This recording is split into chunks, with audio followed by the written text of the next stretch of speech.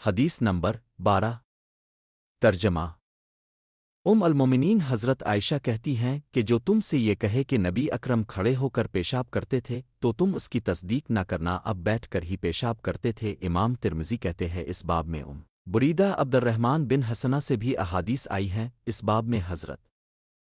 عائشہ کی یہ حدیث سب سے زیادہ عمدہ اور صحیح ہے۔ وضاحت: المومنین حضرت عائشہ کا یہ دعویٰ اپنے علم کے لحاظ سے ہے، ورنہ بوقت ضرورت نبی اکرم نے کھڑے ہو کر بھی پیشاب کیا ہے، جیسا کہ اگلی حدیث میں آ رہا ہے۔ ہاں، اب کی عادت مبارکہ عام طور پر بیٹھ ہی کر پیشاب کرنے کی تھی، اور گھر میں کھڑے ہو کر پیشاب کرنے کی ضرورت ہی پیش نہیں آتی ہے، یعنی عبدالکریم کی مرفوع روایت کے نبی اکرم نے کھڑے ہو کر پیشاب سے روکا ضعیف ہے، جبکہ عبید اللہ العمری کی موقوف روایت صحیح ہے،